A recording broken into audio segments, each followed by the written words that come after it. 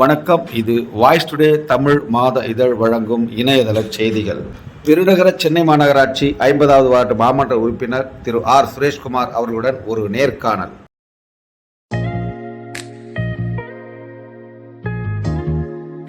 வணக்கம் சார். வணக்கம். ஒரு 5 ஆண்டு காலமாக மாவட்ட பொருளாளராக வடசென்னை கிழக்கு மாவட்ட காங்கிரஸ் கட்சி மாவட்ட பொருளாளராக இருக்கேன். அதுக்கு முன்னாடியே வட்ட தலைவராக இருந்தேன். அதுக்கு பிறகு படிப்படியாக மாவட்ட பொருளாளராக நியமிக்கப்பட்டு கட்சியில் ஆட்டம் பண்ணி கட்சியில் நம்ம செய்கிற வேலைகள், நம்ம மக்களுக்கு செய்கிற பணிகளை பார்த்துட்டு நம்ம மாவட்ட தலைவர் அண்ணன் எம்எஸ் தெருவே அவர்கள் கவுன்சிலர் சீட்டுக்காக நமக்கு கவுன்சிலர் சீட்டு ஏற்பாடு பண்ணி நமக்கு வாங்கி கொடுத்துருக்காரு. இப்போது கவுன்சிலராக இருக்கிறோம். சொல்லுங்க, வேறு நம்ம மக்களால் பெருவாரியான வாக்கு வித்தியாசத்தில் வெற்றி பெற்று 50வது வார்டு கவுன்சிலராக இருக்கணும். இருந்து இந்த 3 ஆண்டு காலத்துல என்னென்ன திட்டங்கள் உங்க மக்கள் கொடுத்துருக்கீங்க சார்? ஃபர்ஸ்ட் 2022-23 நிதியிலிருந்து ஏஜே காணியில் சமுதாய கூட ஃபர்ஸ்ட் நிதியை கொடுத்துருக்கோமா. அது நல்லபடியாக மக்களுக்கு மிகவும் பயனுள்ளதாக இருக்குது. ஒன்றும் இல்லைம்மா, அது ஒரு 2000 ரூபாய் இருந்தாலே போதும். ஏழ்மையான மக்கள் சின்ன சின்ன ஃபங்க்ஷன் பண்ணலாம். பர்த்டே ஃபங்க்ஷனு, இந்த என்கரேஜ்மெண்ட் பண்ணுறது, சின்ன சின்ன வாழைக்காப்பு ஒன்று சின்ன சின்ன ஃபங்க்ஷன் இருக்குங்களா. ஸோ அது மாதிரி பண்ணலாம். அதனால் ஏழ்மையான மக்களுக்கு எங்கே இருக்கிறாங்க அதை கண்டறிந்து அது மாதிரியான ஒரு ஏஜே காலனியில் நாங்கள் இப்போ கட்டியிருக்கேன். அதில் ஜிஎம்பேட்டை, ஜீவரத்தின நகர் போன்ற மக்கள்லாம் அதை பயனடைகிறாங்க. ரொம்ப பெருமையாகவும் சொல்கிறாங்க. ஏன்னா 2000 ரூபாயில் வெறும் 2000 ரூபாயில் ஒரு வாடகைக்கு நமக்கு கிடைக்குது இல்லையா. ஸோ அதனால் ஸ்டார்டிங்கில் அரசியல் ரீதியாக நிறைய பேர் நெருக்கடி கொடுத்தாங்க. இங்கே சமுதாய கூட வேண்டாம், உங்களுக்கு ரேஷன் கடை வேணும், லைப்ரரி வேணும், பல தரப்பட்ட நெருக்கடி கொடுத்தாங்க. இல்லை நான் ஏழை மக்களுக்கு பயனடையணும், சமுதாய கூட கட்டினாலும் பயனடைவார்னு சொல்லிட்டு அந்த நிதி ஃபஸ்ட்டு நிதி அதை கொடுத்துருக்கேன். செகண்ட் நிதி அங்கன்வாடி இருக்குது. அதில் மெயின்டெனன்ஸ் பண்ணுறதுக்கும் பணமர் தொழில் ஃபிஷ் மார்க்கெட் இருக்குது. ஃபிஷ் மார்க்கெட்டை முன்னாள் மினிஸ்டர், ஏஎன்கே மினிஸ்டர் அண்ணன் ஜெயக்குமார் அவர்களால் கட்டப்பட்டது. அது சரிவர பராமரிக்காத காரணத்தினால என்னுடைய முழு செகண்ட் 2023-24 ஃபண்டை அதில் நான் போட்டு அந்த டெவலப் பண்ணிவிட்டு அங்கே ஃபிஷ்ஷு, மீட்ஸ் ஐட்டம், வெஜிடபிள்ஸ் எல்லாமே கலந்து விற்கிற மாதிரி செகண்ட் ஃபண்டை ஒதுக்கியிருக்கேன். மூணாவது ஃபண்டு நம்ம சேக் மிஸ்ட்ரிக்டில் ஒரு சமுதாய கூடம் ஒன்று பெருசாக இருக்குது. நம்ம முதல்வர் தாய் உள்ளவங்க கொண்ட முதல்வர் தளபதி அவர்கள் சேக் மிஸ்ட்ரிக் மேயராக இருக்கும்போது திறக்கப்பட்ட அந்த சமுதாய கூடத்தை மூடியே கிடக்கு, பராமரிப்பு இல்லாமல் மூடியே இருக்குது. இப்போ என்ன ஆச்சுன்னா கார்பரேஷனுக்கு வேண்டிய பொருட்களை அங்கே வைத்து குடோனாக பயன்படுத்துகிறாங்க.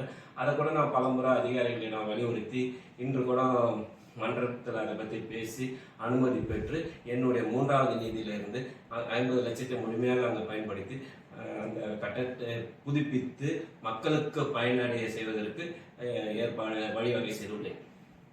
சார், நான் இங்கே வரதுக்கு முன்னாடி மக்கள் கிட்ட விசாரித்தேன் சார் உங்களை பற்றி. நீங்கள் எந்த ஒரு வேலையாக இருந்தாலும் அவங்க ஒரு மனு கொடுத்தாங்கன்னா உங்களை பற்றி என்ன சொன்னாங்கன்னா அவங்க உங்களை பெருமையாக சொன்னாங்க சார். நீங்கள் எந்த ஒரு இதாக இருந்தாலும் அவங்களுக்கு செஞ்சு முடிச்சதுக்கு அப்புறம் தான் நீங்கள் அடுத்த வேலைக்கு போவீங்க அப்படின்னு சொல்லியிருக்காங்க சார். அது உண்மையா? உண்மைதாம்மா. என்னுடைய பாலிசி என்னன்னா, எந்த ஒர்க்காக இருந்தாலும் நம்ம கூட இருந்து முழுமையாக முடிச்சிட்டு போகணும். அது எந்த வேலையாக இருந்தாலும். அப்போ தான் நான் இப்போ ஃபோன் போட்டால் அதிகாரிகள் சேருவாங்க. அது அந்த மாற்றத்திட்ட அதிகாரிகளுக்கு ஃபோன் பண்ணுவேன். அதிகாரிகள் ஒர்க்கர்ஸுக்கு ஃபோன் பண்ணாலும் உடனே ஒர்க்கர்ஸ் அனுப்புவாங்க.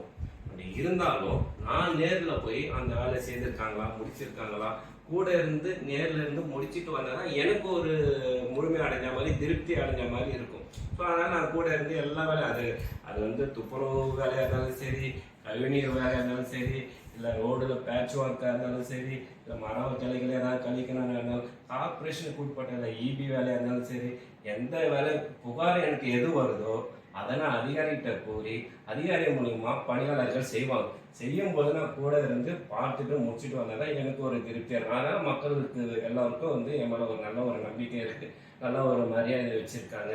இது நானே சொல்லக்கூடாது, மீடியா ஐஎஸ் ரிப்போர்ட் இருக்குது, மீடியா ரிப்போர்ட் இருக்குது. அவங்களுக்கு தெரியும் நம்ம எந்த அளவுக்கு மக்கள்கிட்ட இணக்கமாக இருக்கிறோம், எந்த அளவுக்கு மக்களுக்கு மரியாதை கொடுக்குறோம், எந்த அளவுக்கு மக்களை நேசிக்கிறோன்றது வந்து என்னோட வார்டு மக்களை நேசிக்கிறோன்றது வந்து நீங்கள் வெளியில் தேடி நீங்கள் உங்களுக்கு மீடியாவாக வந்து உங்களுக்கு தான் தெரியும்.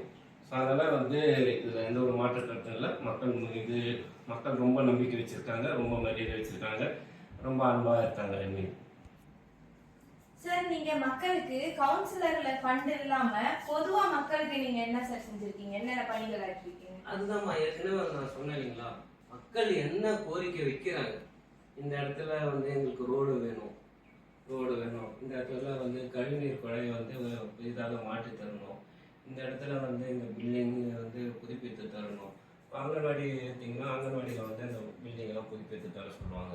இப்போ கழிவுநீர் குழாய் வந்து பழமை வாய்ந்தே இருக்கும். ஸோ அதை புதுசாக மாற்றி தர சொல்லுவாங்க. அதை நம்ம வந்து அந்த மெட்ரோ டிபார்ட்மெண்ட்டை சொல்லி நம்ம புதுசாக மாற்றுவதற்கு ஏற்பாடு செய்திருக்கோம்.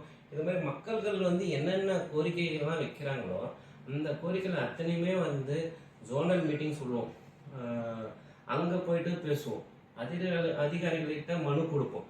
அதையும் மீறி ரெண்டுத்தையும் நடக்காத பட்சத்தில் சில வேலைகள் வந்து பட்ஜெட் அதிகமாக இருக்கும்போது உடனே அந்த வேலை நடக்காது. அந்த வேலை நடக்காதுன்ற பட்சத்தில் மன்றத்தில் பேசி அந்த வேலையை வந்து துரிதப்படுத்தி நடக்க வைப்போம். அது மாதிரி நிறைய வேலைகள் வந்து ரோடுலேருந்து நிறைய வேலைகள் வந்து பொதுவாக செய்து கொடுத்துருவோம். மக்கள் என்ன கோரிக்கைகள் வைக்கிறாங்க அதை வந்து நம்ம நிறைவேற்றி கொடுத்துருக்கோம். அதனால வந்து மக்கள் எங்கே போனாலும் வந்து புன்முகத்தோடு தான் வரவேற்பாங்க. இங்க புயலும் மழையும் பாதித்த நேரத்துல உங்களோட பணி ரொம்ப சிறப்பா இருந்ததுன்னு மக்கள் சொன்னாங்க சார், அதை பத்தி கொஞ்சம் சொல்லுங்க. நான் வந்து பதவியேற்றது வந்து 2022 மார்ச்லம்மா. 2022 ஒரு மழை வந்தது, புயல் வந்தது. நவம்பரில் ஒரு புயல் வந்தது. வந்து 7 மேலே வீடுலாம் இருக்குது ஜிஎம்பேட்டையில் 7 மேலே வீடுலாம் இருக்குது, அதாவது கூரை வீடுலாம் இருக்குது. அந்த டைமில் வந்து அந்த கூரையெல்லாம் பேத்துன்னு போயிடுச்சு. நான் என்னோட சொந்த செலவில் வந்து தார்பாய் வாங்கி ஆட்களை வச்சு கட்டி அவங்கள எங்கெங்கே 7 மேலே இருக்கிறவங்களோ அந்த இடத்துல வந்து மழையில் போயிட்டு என்னோட சில நண்பர்கள்லாம் கூட இருந்து அது அவங்களுக்கு வந்து அந்த டைமில் அவங்களுக்கு உதவி இருக்கும். 2022 2023 வந்து எப்பயுமே வந்து மழை நார்மலாக வந்து இருக்கும். 2023 மிக்ஜம் புயல் காரணமாக பெருமழை பெரும் வெள்ளம் வந்துடுச்சு. இப்போ எப்பயுமே வந்து ஒரு நம்ம பொதுவாகவே வந்து எல்லா பைப் லைனும் வந்து நம்ம ராயபுரத்துலாம் பார்த்தீங்கன்னா 50 வருஷத்துக்கு மேல் உள்ள பைப் லைன் தான். ஸோ அந்த பைப்பில் தான் தண்ணி போகணும். உங்களுக்கு நாள் ஆக ஆக ஆக வந்து பைப்பு உள்ள சிட்டம் கட்டணும். சாதாரணமாக மழை பெய்யும் போது உங்களுக்கு வந்து அந்த நீர்லாம் வந்து அந்த பைப்பு வழியாக போயிட்டு கடலில் கடந்து கடல் மூலியமா ஆறுக்கு போயிடும். இல்லை நேரடியாக ஆறுக்கு போகிற லிங்க் தான் இருக்கு. ஒரே நாளில் 30 சென்டிமீட்டர் மழை, மறுநாள் ஒரு 30 சென்டிமீட்டர் மழை, 2 நாளில் 40 50 சென்டிமீட்டர் மழை பெஞ்சனால போன நீர் திரும்ப வந்து கடல் வந்து திரும்ப பேக் வாட்டர் ஆகிட்டு எங்கே இருக்கிற நீர்லாம் வந்து நம்ம இடம் தாழ்வான பகுதி பனமூர் தொட்டியை வந்து ஒரு வாரம் வந்து மிக மக்கள் வந்து துயரத்துக்கு ஆளானாங்க. அப்போ வந்து எல்லாருமே வந்து சொன்னாங்க, இந்த கவுன்சிலர் வந்து முன்னேற்பாடு பண்ணியிருக்கலாம், கவுன்சிலர் அது பண்ணியிருக்கலாம், இது பண்ணியிருக்கலாம். அதாவது ஒரு பைப் லைன் எவ்வளோ கொள்ளளவோ அந்த கொள்ளளவுக்கு தான் அந்த நீர் போகும். திடீர்னு வந்து 2 நாளில் வந்து 50 60 சென்டிமீட்டர் மழை பெய்யும்போது போன நீரானது பேக் அவுட் ஆகிட்டு நம்ம இடம் தாழ்வான பகுதி என்பதனால இதுவரையும் 60-70 வருஷத்துக்கு காணாத அளவுக்கு மழை ஏரியா ஃபுல்லாகவே வந்து இடுப்பு அளவு கழுத்து அளவுக்கு வந்து நம்ம பனமூர் தொட்டில் வந்து நீர் சூழ்ந்தனால மின்சாரம் இல்லை, உணவு இல்லை. மக்கள் வந்து அந்த நேரத்தில் வந்து உண்மையை சொல்லணும், கவுன்சிலர் வந்து இது முன்னேற்பாடு பண்ணியிருக்கலாம், அவர் வந்து விட்டுட்டாரு அப்படின்னு சொல்லிட்டு மக்கள் கொஞ்சம் அதிருப்தியாக கோவப்பட்டாங்க. இருந்தாலும் சரி, அவங்களுடைய அதிருப்தி கோபம் நியாயமானது. இருந்தாலும் நம்மளும் மக்களுக்கு புரிய வைக்கணும். இப்போ சொன்னா புரியாது. இந்த டைம்ல வந்து அவங்க பாதிச்சு இருக்கிறனால இப்போ சொன்னா புரியாது.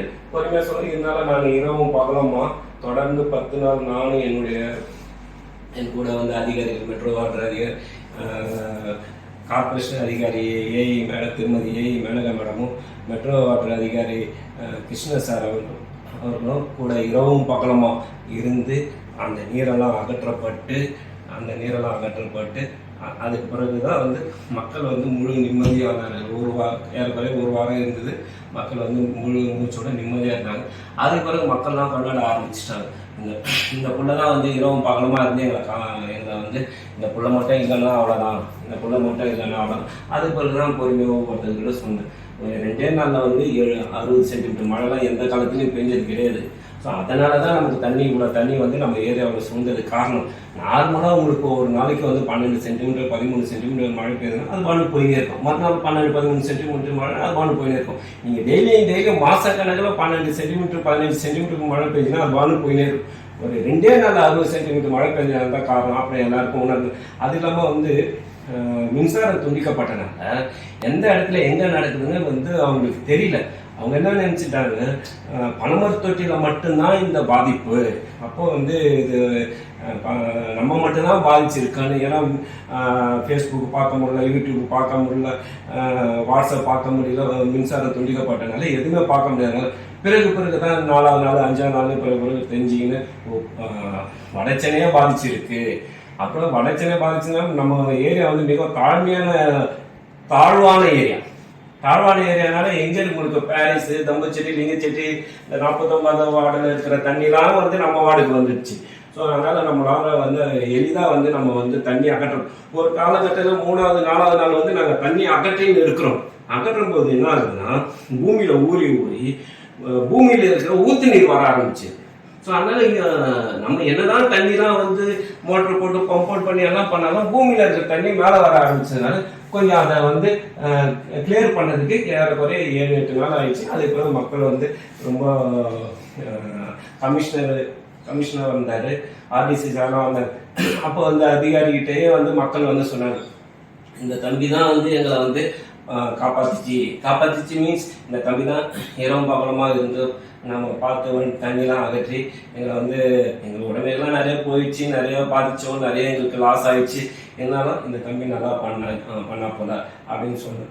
அதுக்கு பிறகு நான் என்ன பண்ணேன், ஸோ இதை மாதிரி பிரச்சனை இருக்குது, இதுக்கு வழி என்ன, இப்போ அந்த வந்து பைப்லைனும் ஒன்று புதுசாக மாற்றணும். அது இல்லாமல் வந்து இதுக்கு என்ன வழின்னு கண்டுபிடிச்சி ஒரு 19 தெருக்கல்ல வந்து எனக்கு மழைநீர் காவா அமைச்சு தரணும். ஏன்னா வந்து ஆர்டிசி சாரும் கமிஷன் சாரும் நேரில் பார்த்தனால 19 தெருக்கல்ல மழைநீர் காவா அமைச்சு தரணும். 2 சப் பம்பிங் ஸ்டேஷன், அதாவது பம்பிங் ஸ்டேஷன் நம்ம வந்து தண்ணிலாம் வந்து ஒரு இடத்துல வந்து சம்பில் வந்து சேகரித்து அந்த சம்பில் இருந்து பம்ப் அவுட் பண்ணி ஆர்பருக்கு பண்ணணும். ஆர்பருக்கு பண்ணணும்னா அது சென்ட்ரல் கவர்மெண்ட் ஆர்பரில் இருந்து கடலுக்கு கலக்கிற மாதிரி, அதை வந்து நம்ம எளிதாக பண்ண முடியாது. ஸோ அந்த டைமில் ஆர்டிசி சார் வந்து கட்டா ரவி தேஜா சார் அவர்கள் வந்து ஆர்டிசி சார் வந்து முழு முயற்சி பண்ணி